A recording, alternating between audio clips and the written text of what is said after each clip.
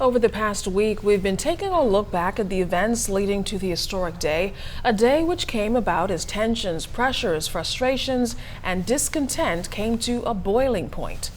That was against the then opposition Progressive Liberal Party. And then you cannot forget Black Tuesday, which actually culminated in 1967 with majority rule, but really started back at the 1962 general elections.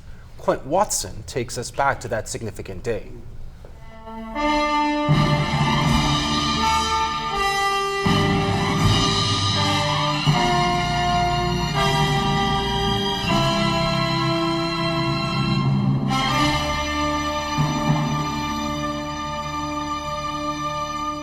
April 27, 1965 was a day tensions and discontent among the opposition PLP came to a boiling point in the House of Assembly.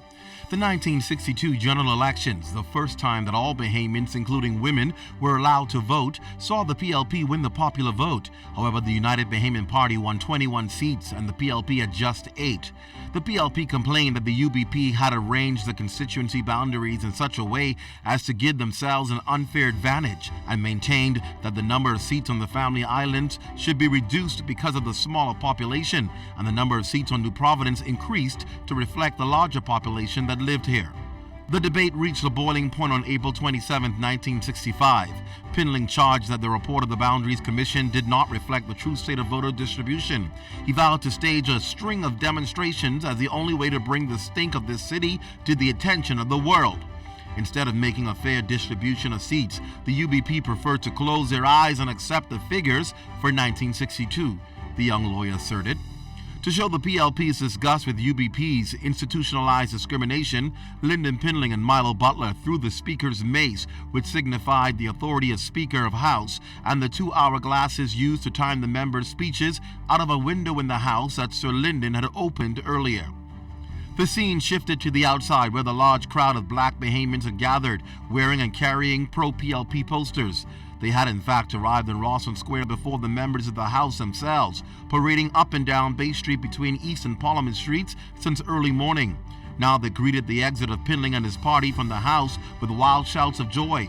Mounting a post office van, Pinling told these supporters what had just happened and why he threw out the mace. He no longer respected the authority of the House and would not return until it was ruled by the majority of the people, he said. I was right on Bay Street when before Sir Lyndon Oscar Pinling threw the mace out through the window.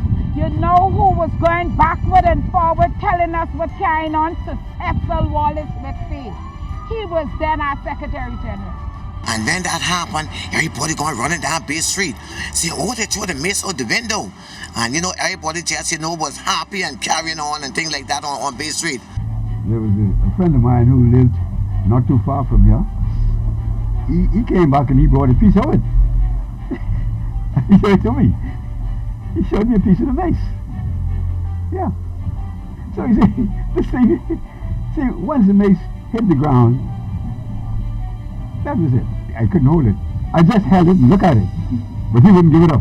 That's the first time I saw these riot squad numbers with the wicker shields and these black helmets, and the white fella in charge was a white Englishman who was in charge of the riot squad.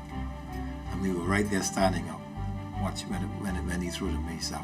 The issue that provoked Black Tuesday would not die. Pinling assured his hearers, quote, I propose to lay full papers before the Secretary of State for the Colonies and the United Nations General Assembly. He challenged, so that they may review the matter now before the House, end quote. Thursday, April 29th, Speaker Simonet approved the opening of a public fund to replace the mace. The Nassau Guardian suggested make the new mace a gift from the people to their House of Assembly and kicked off the fund with a donation of $25. Clint Watson, ZNS Network News.